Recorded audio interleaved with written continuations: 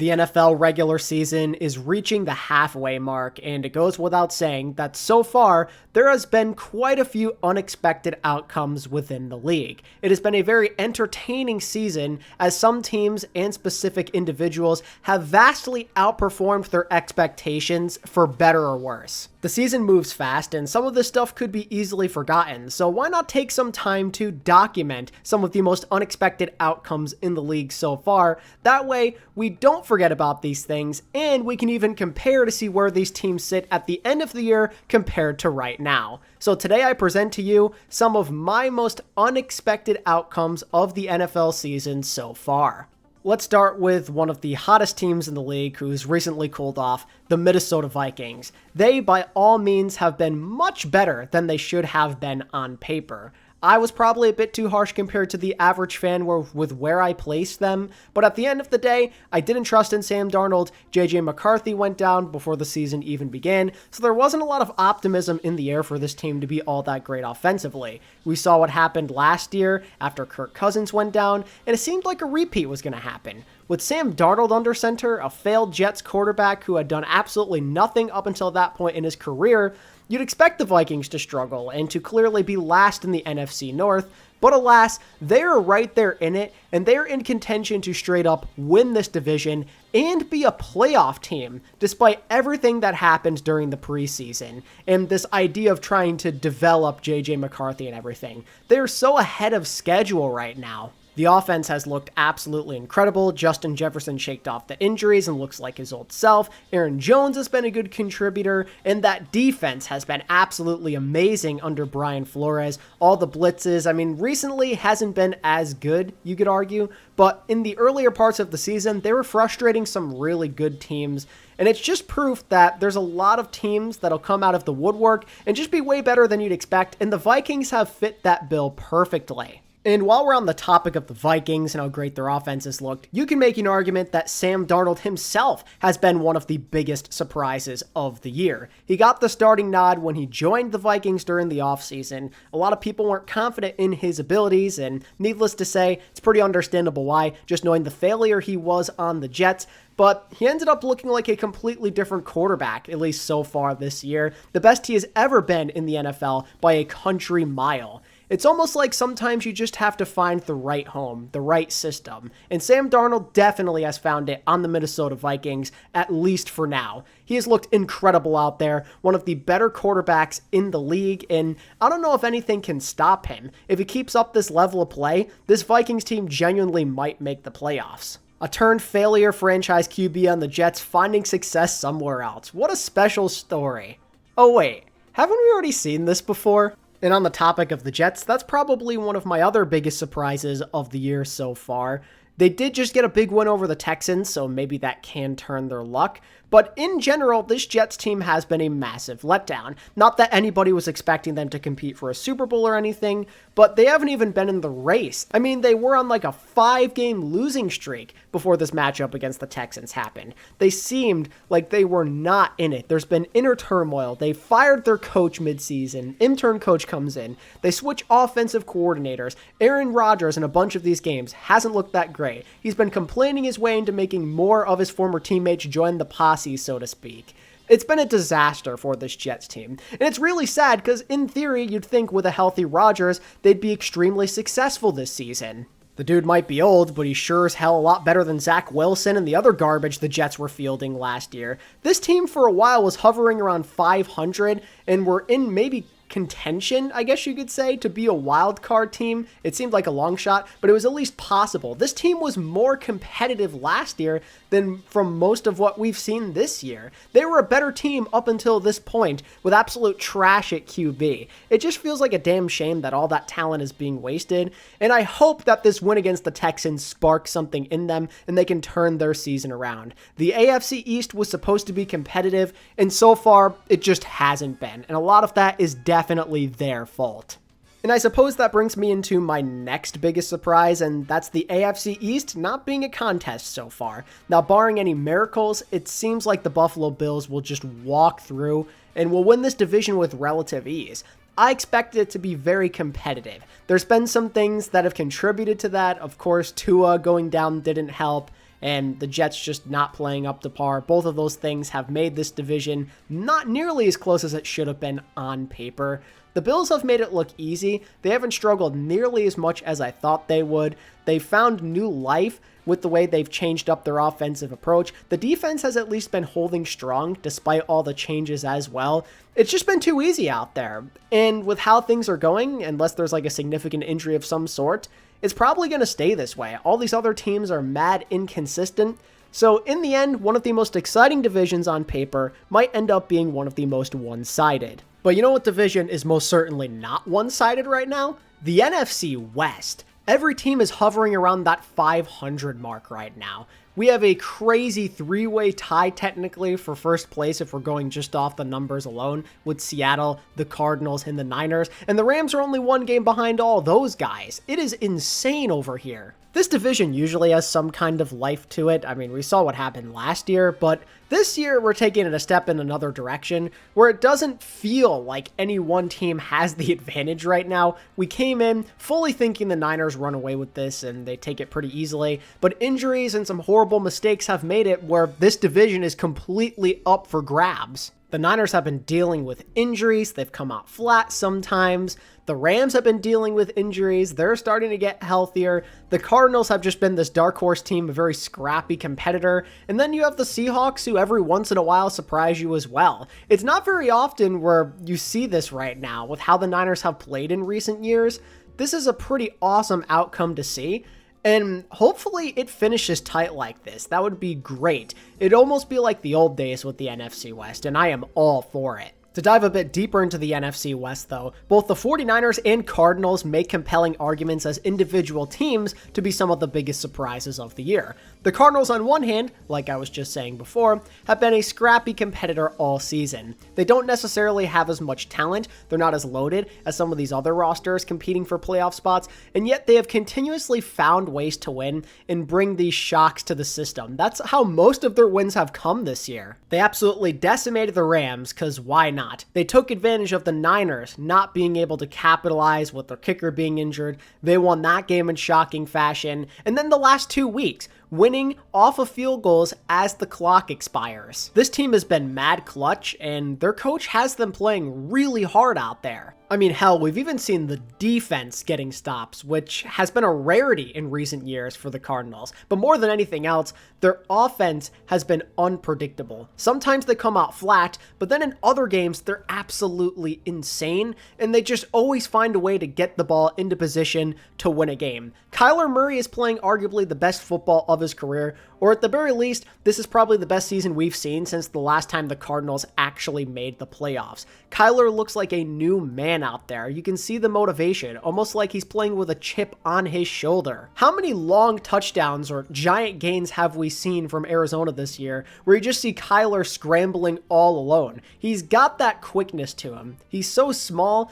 and you'd think off of that major injury he wouldn't be that fast, but he is, man. He is a beast of an athlete, and I'm glad to see him turning it around when people were really starting to meme on him in recent years. Him and Marvin Harrison Jr. and James Conner and that entire offense, they've been hella fun to watch, and they genuinely have an opportunity to maybe sneak into the playoffs if they can keep up this level of intensity. As for the 49ers, it's been rather disappointing for them. Now, it's definitely not all their fault. A lot of it has to do with injuries simply derailing their season. They're already slightly banged up to start the year. They weren't totally healthy on defense, but then you find out that Christian McCaffrey's not playing, and he still hasn't played a snap yet for this team. We've seen George Kittle have ups and downs with his injury. You lost Brandon Ayuk. Deebo Samuel's never usually that healthy, and that has definitely been the case this year as well. It's been a lot of adjustments for this Niners team, a lot of horrible luck. I talked about the Cardinals game with Moody getting hurt, just crazy stuff like that that has continuously happened to this Niners team. It's like the football gods are punishing them for not winning the Super Bowl last year. I don't know what these guys did wrong, but everybody hates them right now. The universe has it out for these guys, and they're still trying to find ways to win and be on top of their division. It's impressive that they're still floating around 500 despite all of that adversity. Purdy has to deal with these allegations constantly. Can he do it if some of his top weapons are out? Can he? Is he worth being a top paid quarterback? He's shown us sometimes yes, and other times no. This is going to be huge for him to decide what his future looks like in the NFL. So if he can ball out and the Niners can get through this and go on a win streak, it's going to be looking real good for his wallet at the end of this year. Speaking of being banged up and not playing up to par, I think that's a good way to transition into the Cincinnati Bengals. This year, there's no excuse. We've seen last year and other ones where Joe Burrow gets hurt and it just derails their season. But this time around, he is healthy and he is usually playing well in these games, but the Bengals have constantly found ways to lose. Burrow, for the most part, has been fantastic. He's executed, but it doesn't matter when his defense can't make any stops when it truly matters. So many high-scoring games that have resulted in losses because their defense cannot clutch up. You look at the Chiefs game, the Commanders, the Ravens, to the Eagles now as well. It's been rough for that Bengals defense, and that's truly a concern because this feels like it's mostly the same team outside of a couple of pieces leaving. And I mean, even on offense, despite Mixon leaving, they've still been moving the ball well, but none of that is enough right now.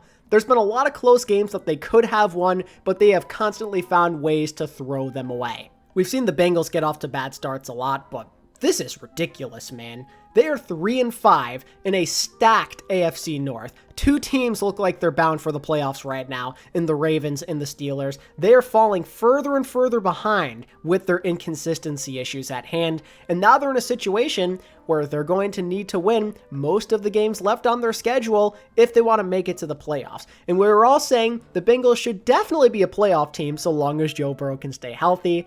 And now that's in question, and this could be a rough year for the Bengals and a pretty tough offseason to face if they can't turn things around soon.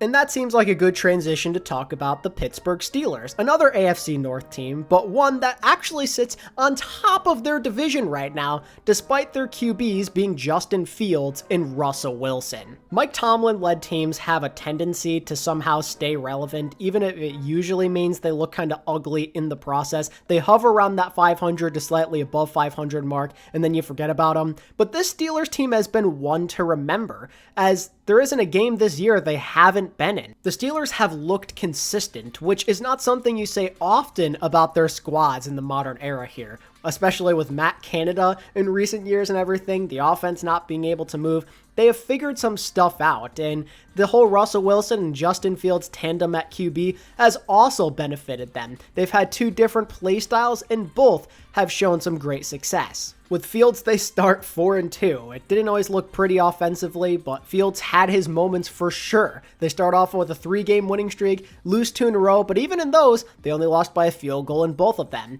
Then, you win 3 in a row again, and under Russell Wilson during this random mid-season QB change, the offense has looked even better. Russell Wilson looks revitalized, the best we've seen him look in 3 years as a quarterback, if not even longer. In most situations, when you're winning, it's crazy to switch QBs, but Mike Tomlin is just that kind of guy. He knows what's going to work. He knows that you have to see what you have. A lot of other teams could learn from something like that.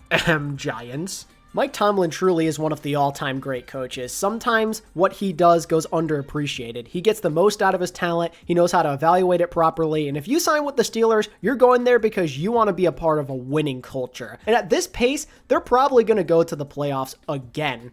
I didn't have much expectations with Russ and Justin Fields back there. Thought they might struggle and take a step back, but once again, as usual, Mike Tomlin finds a way to prove all the haters wrong. And for me personally, if we're talking about hating teams and having zero expectations, how about the Denver Broncos, man? A team that hit rock bottom in the last few years, that had drama, that made QB changes, personnel changes, trying to go into this whole Sean Payton system, and somehow, some way, despite it feeling like a rebuilding year, they find themselves at 5-3 with potential to somehow sneak into the playoffs. This team has Bo freaking Nix at quarterback, a guy that I thought they tremendously reached on, but so far he hasn't looked horrible. He could look a lot better, and I think this Broncos team could very easily get exposed by some of the better teams in the league, but you can't deny they've gotten some quality wins this year thanks to a stout defense and Bronocs developing slowly over time. I'll be the first to say some of their opponents have definitely been more on the gimme side, pretty easy, like with the Saints being without their QB and the Panthers, but you can't deny what their defense has done against some high-octane offenses. Look what they did against the Buccaneers while they were still healthy. Look at what they did to the Jets as well, who haven't been that great, but have a lot of potential. This Broncos team has been frustrating to deal with. This team is second place in the AFC West. I not only thought they'd be dead last in their division, but quite possibly dead last in the AFC, only behind like the Tennessee Titans. I had no respect for this Broncos team, and they're playing their butts off right now. 5-3 right now, with a lot of potential to be this dark horse on a week-to-week basis because of how nasty that defense is. It feels like they could be on fraud watch, and clearly their schedule is going to get harder from here. But with how good that defense is, every once in a while, they're going to have one of those games where they just keep the opposing team off the field and out of the end zone, keeping them to 10 points or less. There's more of those to come, and if the Broncos can find a way to win another big game or two outside of that, they just might find themselves as one of the biggest surprises of the year as they potentially become a wild card team. And as I go down my list of notes, there's one other team we have to discuss before we end this video, and that is the Washington Commanders, who just might be the biggest surprise of the entire season so far. Improvement was to be expected this year. They hit pretty much rock bottom last year, they tanked to get a franchise quarterback, and they made a bunch of key free agent acquisitions as well, but they find themselves vastly surpassing what it seemed like their ceiling was, sitting at 6-2 right now and leading the NFC East. We haven't seen the Commanders lead the NFC East since the COVID year. With Jayden Daniels under center and all the coaching and personnel changes and all that stuff, it seemed like the Commanders could be a dark horse team that could win a couple of big games this year. But here they are being one of the better teams in the league, above top half, which is not something that their roster would advertise to you back during the preseason. I mean, especially with that defense, right? It seemed like they had no chance in hell, but that offense has been unbelievable. Cliff Kingsbury's just the quarterback whisperer. Him and Jayden Daniels has been a very successful combo. Jayden Daniels is currently running away with Offensive Rookie of the Year right now with how he's playing. He looks like a veteran out there sometimes. Between his speed, the accuracy, the good decision making, he has gotten better week by week, and it seems like the Commanders, if this guy can stay healthy, really may have struck gold. I've seen such great progressions out of him and this team in general. It started off a little slow. That's how it goes with rookies. He seemed a bit afraid to throw the ball downfield, was taking off and running a lot, didn't want to make a lot of mistakes, which is very understandable for a rookie player just trying to learn how these NFL defenses work. But by week 3, he felt like a completely different player, him and this team. They're pushing the ball to Terry McLaurin more. The run game in general has so many different weapons at its disposal.